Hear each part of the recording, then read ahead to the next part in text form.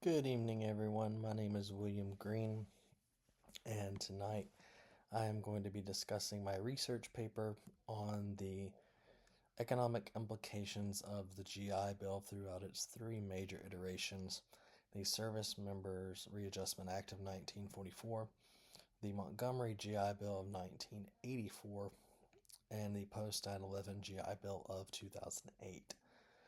The historical significance of the research question I had is which element or which iteration was the most significant to economic growth and economic achievement in our nation's history was something that really weighed on me throughout the process. Something that I thought was going to be.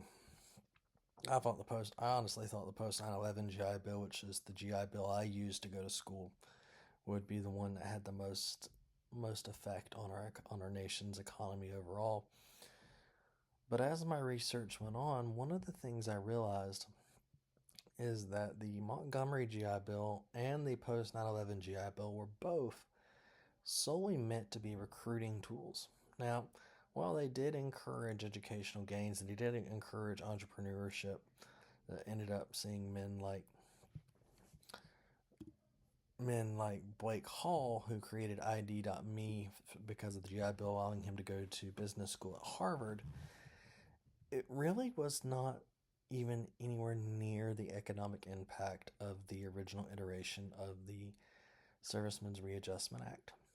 Even if we just focus on the educational aspect of the original iteration, the Servicemen's Readjustment Act of 1944 made it possible for people who had never had who never would have had an opportunity in an elitist style of education to achieve something that made them so much more available to do so many other jobs. Not to mention Franklin Roosevelt, when he had his fireside chat in 1943, that really created some of the implications of the original iteration, was looking at the possibility of some 16 million people coming home from World War II. And the problem was they were all going to come home looking for jobs. So if we offer them a place to live, we offer them a loan, we offer them the accessibility to education, it might slow down the unemployment and keep us out of a Great Depression. It worked. A great majority of these individuals, instead of going into the job field, went into pursuing their education and became one of the most educated groups of people, or one of the most educated generations in our nation's history.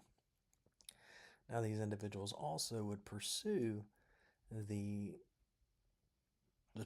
trades and different things of that sort, and it would end up encouraging economic growth of unprecedented levels that kept us out of a Great Depression, but also put an extra emphasis on the role of education in our lives, to the point where their children and their grandchildren made college almost something that we think as a mandate, instead of something that just back in the 1940s was something that was unachievable to so many.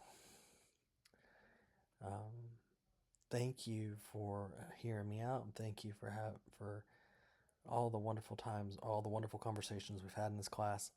I hope you all have a blessed rest of your semester, and God bless.